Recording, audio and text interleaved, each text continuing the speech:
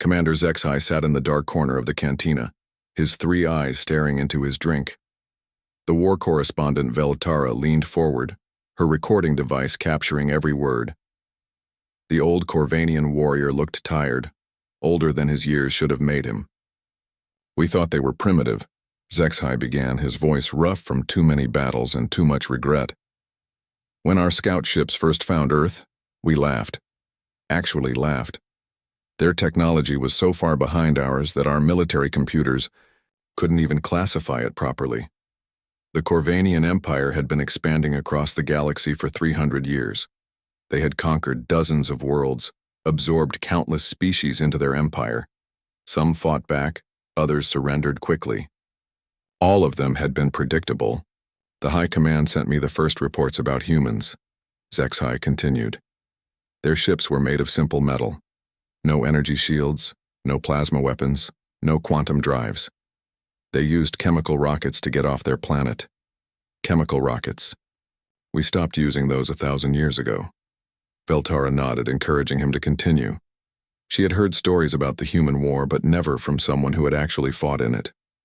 Admiral Kothron called an emergency meeting when the reports came in. He spread the data across the holotable and we all gathered around to look. Earth had one small moon, several other planets in their system, but only one world with life. Their population was maybe 8 billion. Their military had ships that looked like flying garbage compared to our vessels. The first contact had been accidental.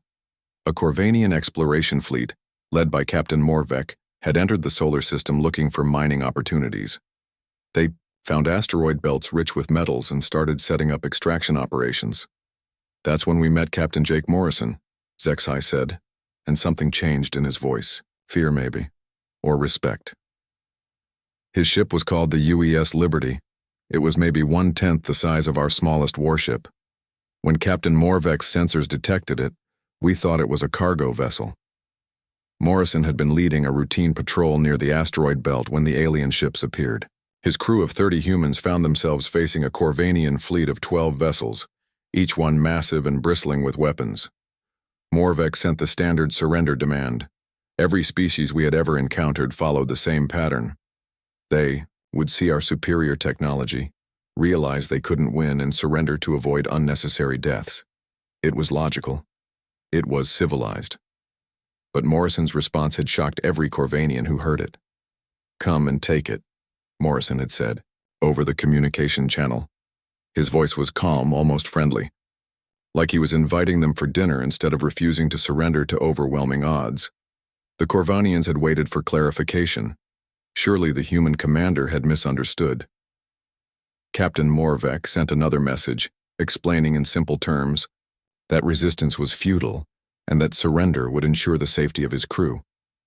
Morrison's second response was even more confusing. He had laughed, actually laughed at them. Morvek ordered a warning shot. HFY continued.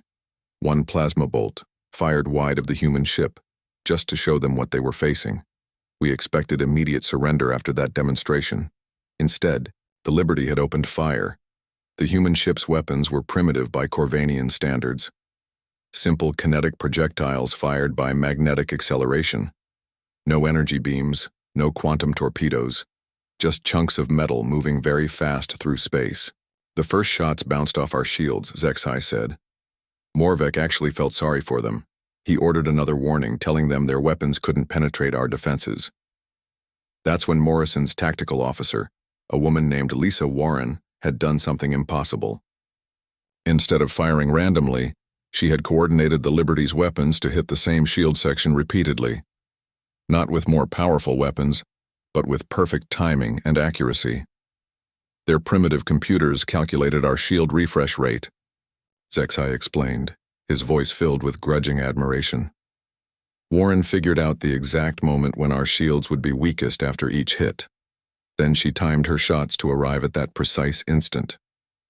The concentrated fire from the Liberty's simple railguns had punched through the Corvanian shields like they weren't even there.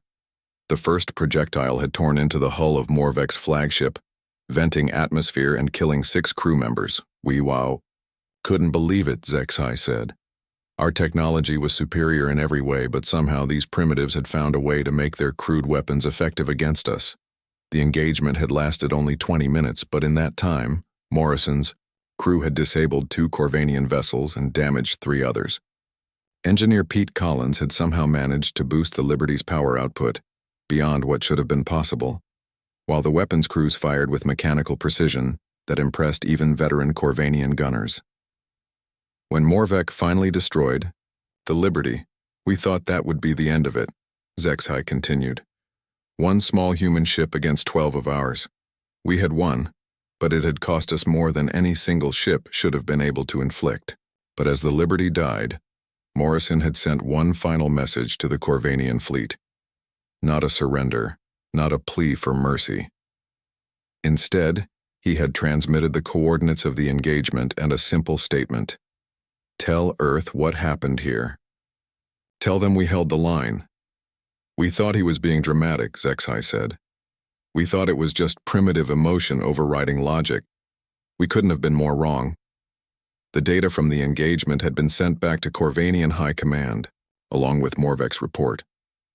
The analyst had been puzzled by human behavior, but had concluded that Morrison's crew was an anomaly. Most species had a few individuals who would fight against impossible odds. It was rare but not unknown. Admiral Cawthron decided to send a larger fleet to Earth, HFY said. Not because he thought humans were dangerous, but because he wanted to study them. A species that could damage Corvanian vessels with primitive technology was worth investigating.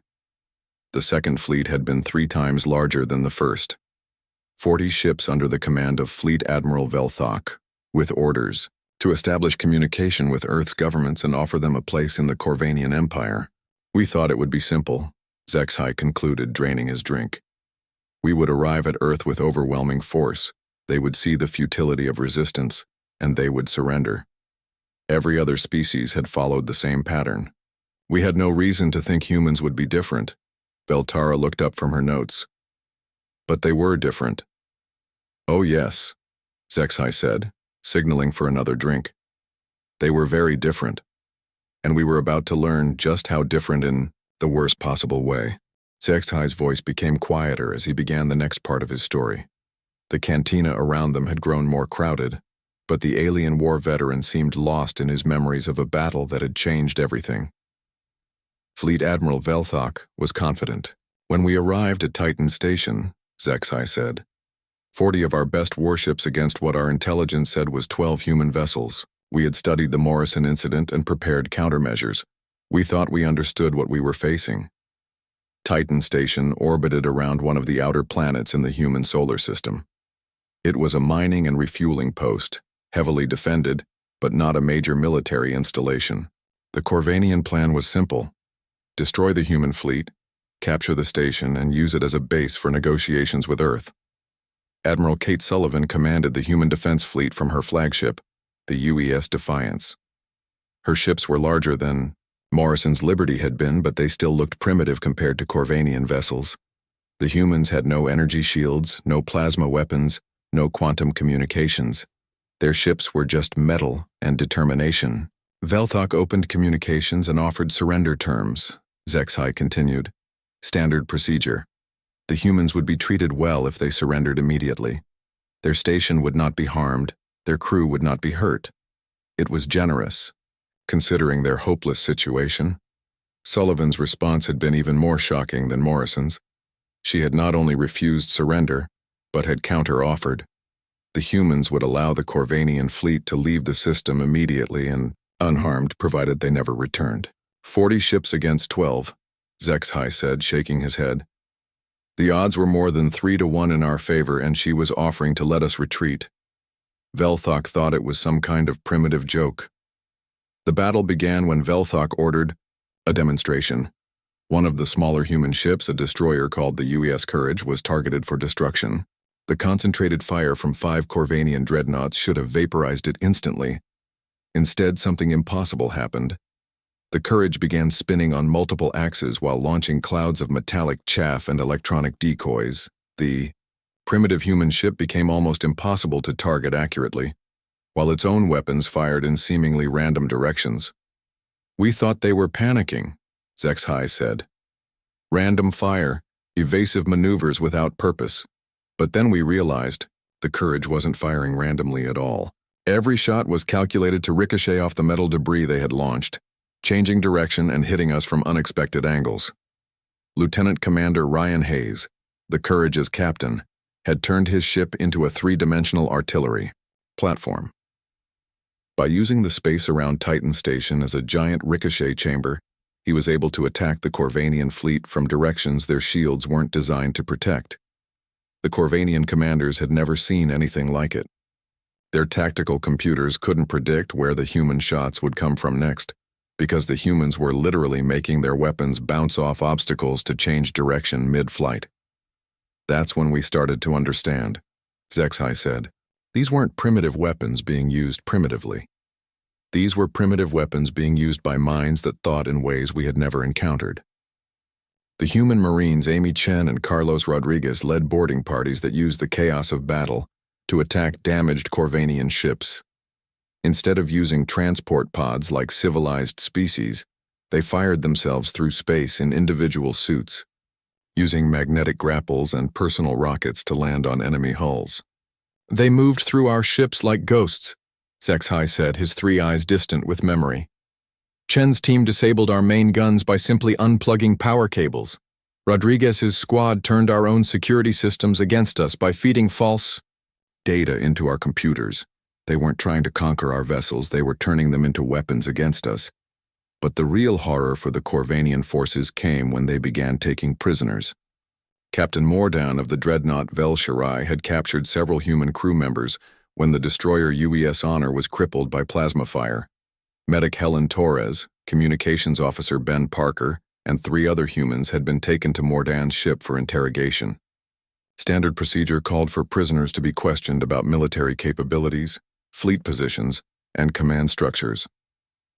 Mordan was an expert interrogator, HFY said. He had broken the will of prisoners from dozens of species.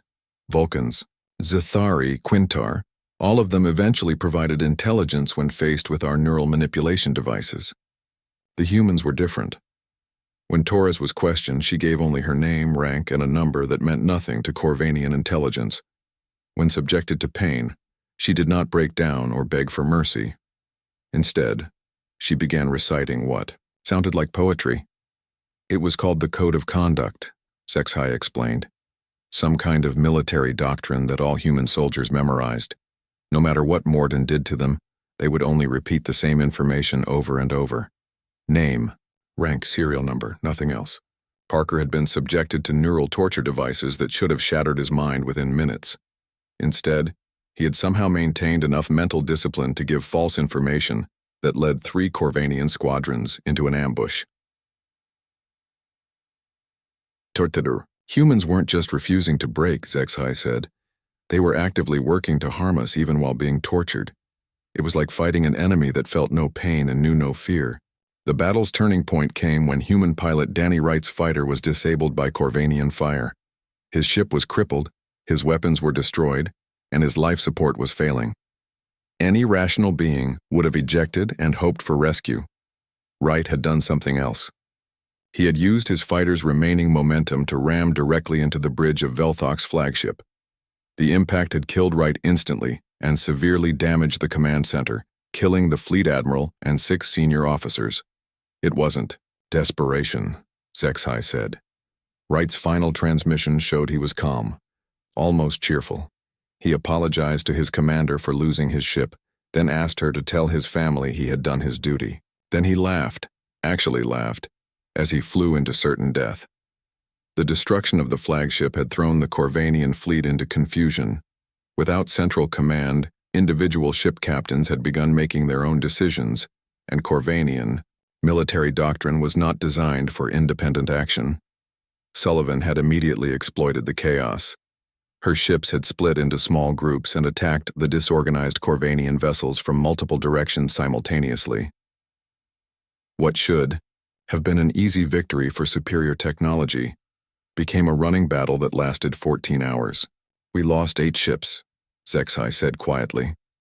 8 ships to an enemy that shouldn't have been able to damage even 1. The surviving human vessels retreated toward Earth, but they had accomplished something impossible. They had defeated a Corvanian fleet using nothing but primitive weapons and insane tactics. The reports sent back to Corvanian High Command had been almost unbelievable. Military analysts had demanded verification because the human behavior was so far outside normal parameters. No known species fought with such disregard for their own survival. That's when Admiral Cothron made his biggest mistake, Zexhai said. Instead of classifying humans as dangerous and avoiding their space, he became obsessed with understanding them. He wanted to study this species that could turn defeat into victory through sheer refusal to accept reality. The next phase of the war would be an invasion of a human colony world. Cothron believed that by observing humans fighting to defend their homes and families, Corvanian scientists could finally understand what made them so different from every other species in the galaxy. We thought we had learned from Titan Station, Zexhai said, finishing his second drink. We thought we understood human tactics and could counter them. We were wrong again.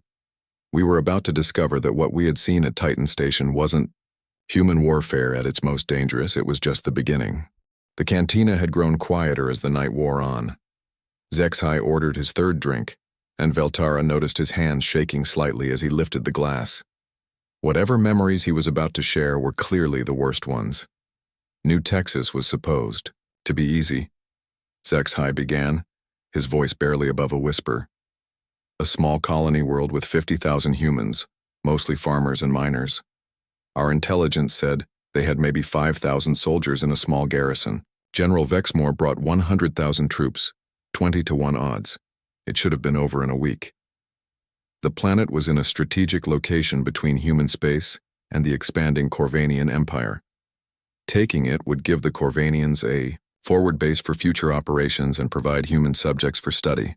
The plan was simple: overwhelming force, quick victory, minimal casualties on both sides.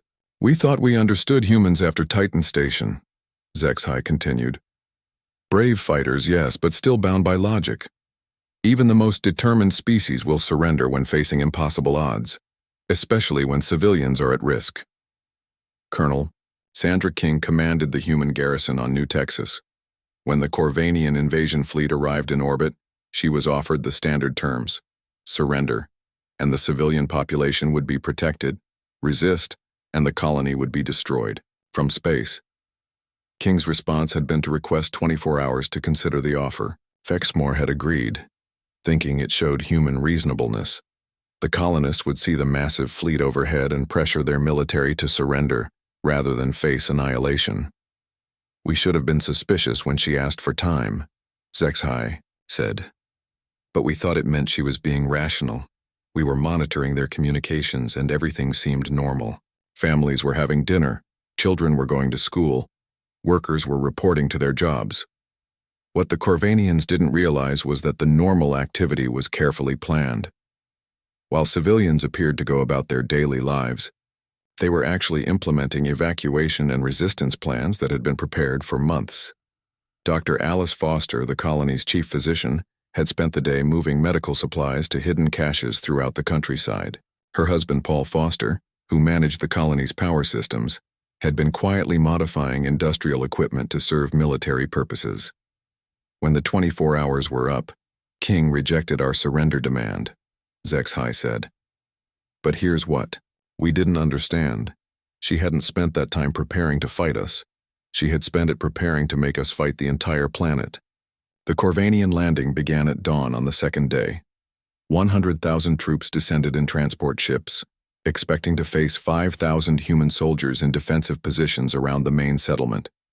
Instead, they found empty buildings and abandoned streets. The entire civilian population had vanished overnight, along with most of the military garrison. The only humans left were small teams of volunteers who had stayed behind to ensure the Corvanians understood they were not welcome. Sergeant Tony Martinez led one of these teams. His squad included demolitions expert Laura Gibson and sniper Nick Thompson, along with 12 other soldiers who had volunteered for what everyone knew was a suicide mission. Martinez's team waited until our troops were deep inside the colony, Zexhai said. Then they started the real welcome party. The abandoned buildings had been turned into death traps. Every structure contained hidden explosives triggered by movement sensors.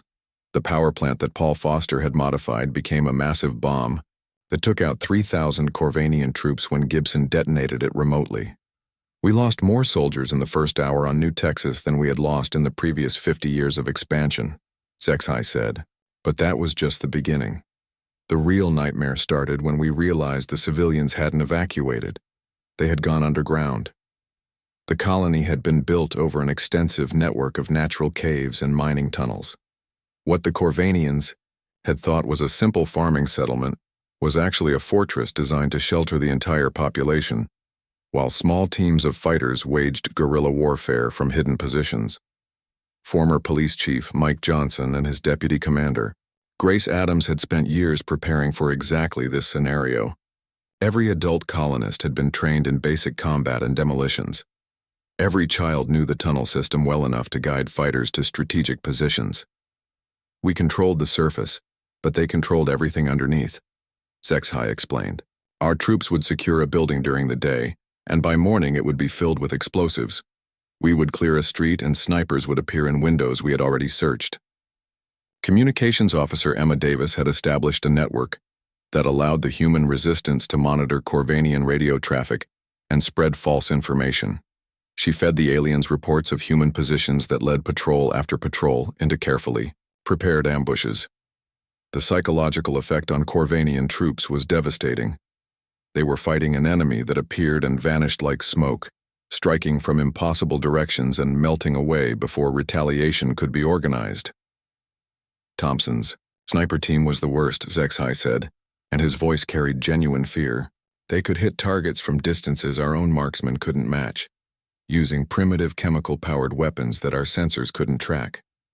Thompson personally killed 47 officers before we finally located his position. When the Corvanians found Thompson's hiding place, they discovered he had been wounded 3 days earlier and should have been incapacitated. Instead, he had continued fighting from a position where he couldn't even stand, supported by battlefield medicine administered by resistance medics who risked their lives to keep him operational. He was dying, HFY said. We could see it in his medical readings when we finally captured him. But when we demanded information about human positions, he just smiled and said he had done what he came to do. Then he died, still smiling. The siege dragged on for months as Corvanian forces found themselves trapped in a war of attrition against an enemy they couldn't pin down. Every supply convoy needed heavy escort. Every building had to be searched repeatedly. Every step forward came at a terrible cost. Dr. Foster had transformed the underground medical network into a system that kept wounded fighters operational far longer than should have been possible. Using improvised surgical techniques and medications manufactured from colony resources, she maintained a resistance force that should have been eliminated within weeks. The worst part wasn't the casualties, HFY said. It was realizing that we weren't fighting soldiers anymore. We were fighting an entire population that had decided to resist. Teachers, mechanics, farmers, children, all of them committed to making us pay for every meter of ground we took. The breaking point came when a Corvanian patrol captured a group of human children who had been serving as messengers for the resistance. The patrol leader, Captain HFY, had expected the children to provide information about adult resistance, members in exchange for safety. Instead, the youngest child, a boy who couldn't have been more than 10 years old, had looked directly at the Corvanian captain and said, "My mom told me you're afraid of us. Is that true?" HFY couldn't answer, HFY said. Because it was true. We were afraid. 100,000 of the Empire's best soldiers, afraid of 50,000 human colonists who refused to surrender. The child saw it in our faces and started laughing. Not cruel laughter, just the sound of a young human who found something genuinely funny. The laughter of human children as they faced certain death was something Corvanian military psychology had no framework for understanding. It suggested a species so alien in its thinking that standard conquest protocols were useless. That's when I knew we were in trouble, HFY concluded. Real trouble. Because if human children could laugh at us while we held them prisoner, What were the adults planning to do to us? HFY stared at his empty glass for a long moment before continuing.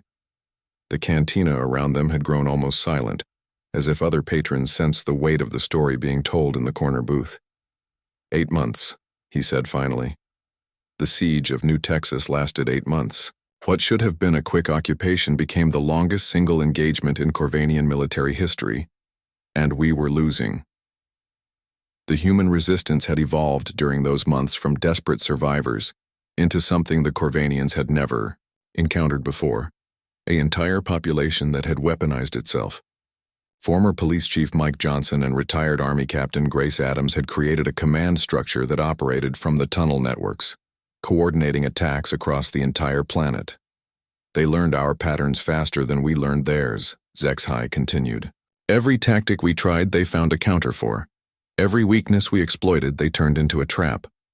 It was like fighting an enemy that could predict our moves before we made them.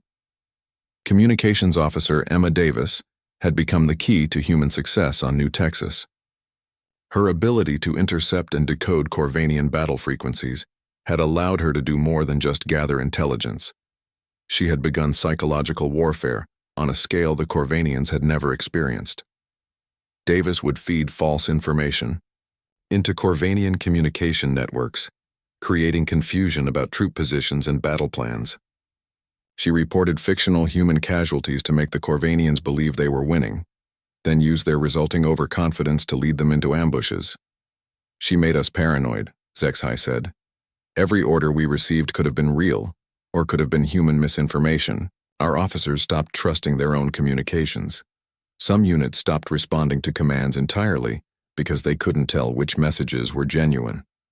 Meanwhile, in space above New Texas, the human fleet had been gathering strength. Admiral Sullivan had returned with reinforcements from across human space, and the blockade that was supposed to prevent outside help had become a siege that worked both ways. Captain Steve Clark commanded the UES Valor, a ship that was larger and more heavily armed than previous human vessels. His crew, including navigator Tina Brooks and weapons officer Joe Murphy, had spent months studying captured Corvanian technology and developing new tactics.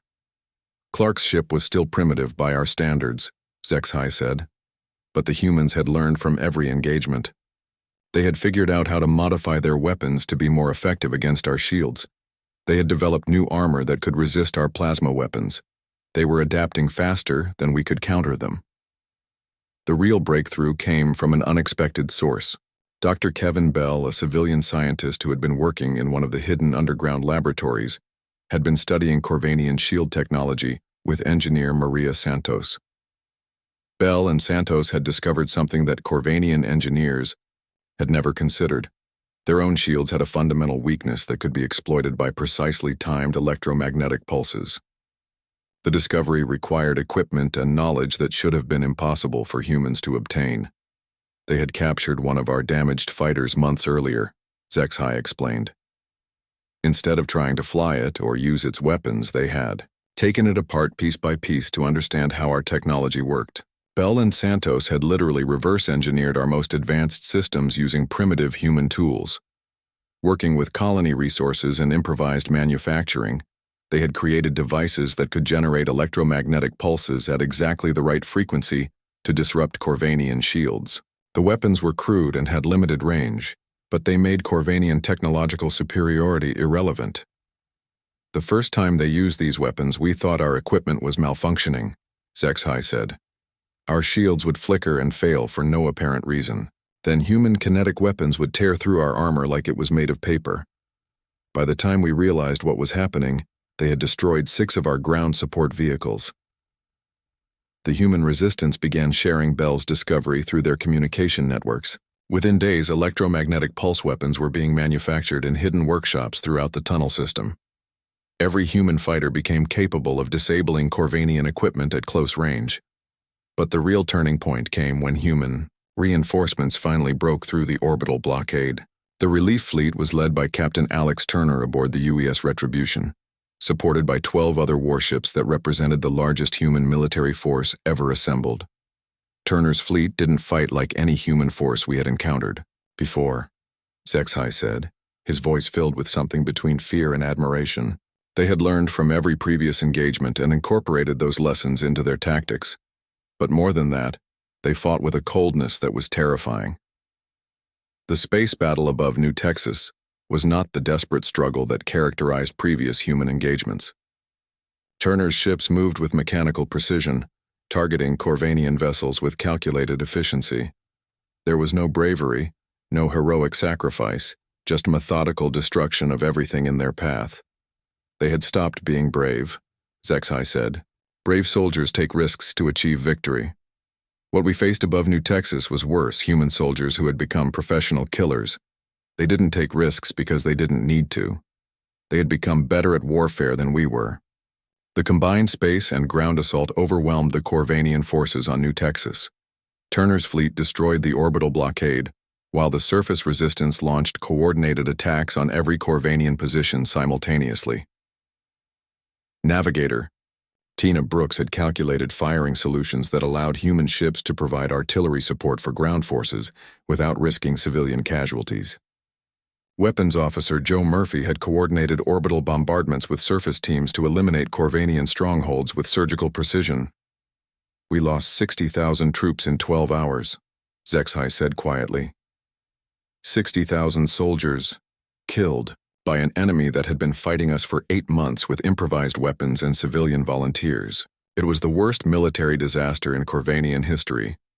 The survivors of the New Texas garrison surrendered not to human military forces, but to Dr. Foster and the civilian medical teams.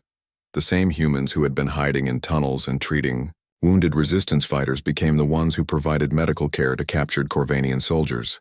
Foster treated our wounded with the same care she gave to her own people, HFY said. Professional, efficient, but also something else. She looked at us like we were specimens in a laboratory, like she was studying us to understand what made us tick. General Vexmore himself was captured during the final assault. When brought before the human commanders, he had expected interrogation or execution. Instead, Grace Adams had simply asked him one question. Why did you think we would surrender? Vexmore couldn't answer, HFY said. Because the honest answer was that every other species we had encountered had eventually given up when faced with superior force. But humans didn't seem to have a surrender mechanism built into their psychology. They just kept fighting until either they won or they died. The disaster at New Texas sent shockwaves through the Corvanian Empire. Military commanders who had been eager to study human warfare suddenly realized they were facing an enemy that could defeat them using inferior technology and smaller numbers. The High Command called an emergency session, HFY said. For the first time in 300 years of expansion, the Empire had encountered a species that not only refused to submit, but was actually winning against superior odds. The psychological impact on our military was devastating. Reports from New Texas were classified at the highest levels because they challenged fundamental assumptions about Corvanian superiority. If humans could defeat them with primitive technology, what did that say about the Empire's destiny to rule the galaxy? That's when they decided to end the war, HFY concluded. Not because they couldn't conquer humanity eventually, but because the cost of conquest would be too high. We had lost more soldiers fighting 50,000 human colonists than we had lost conquering entire star systems. The retreat from New Texas was orderly and professional, but it was still a retreat. For the first time in their history, the Corvanian Empire was withdrawing from a conflict because the enemy was too dangerous to fight. HFY finished his fourth drink and looked directly at Veltara for the first time since beginning his story. His 3 eyes held a depth of understanding that came only from facing something that challenged everything he had believed about the universe. We returned to Corvanian High Command and told them the truth, he said. Humans aren't primitive. They're apex predators wearing the mask of civilization, and that mask comes off when they're threatened. The War Council meeting had been the largest gathering of military leaders in Corvanian history. Fleet commanders, ground force generals, intelligence chiefs, and science advisors had all been summoned to hear the reports from the human war. Fleet Commander Velshan had presented the evidence in clinical detail. Combat footage showed human medic Lisa Barnes continuing to treat wounded soldiers even after taking fatal injuries herself. Her hands had been steady as she worked, her voice calm as she gave instructions to other medics, even as her life drained away. Audio recordings captured human pilot Rob Taylor laughing as he flew a suicide mission against a Corvanian dreadnought. Not the desperate laughter of madness, but genuine amusement, as if the act of dying to damage the enemy was somehow funny to him. The recordings were impossible to understand, HFY said. Every other species we had encountered treated death as something to be avoided at all costs. Humans seemed to view it as just another tactical option. They would calculate whether dying would achieve their objectives, and if the math worked out, they would die cheerfully. The most disturbing evidence came from interrogations of captured humans.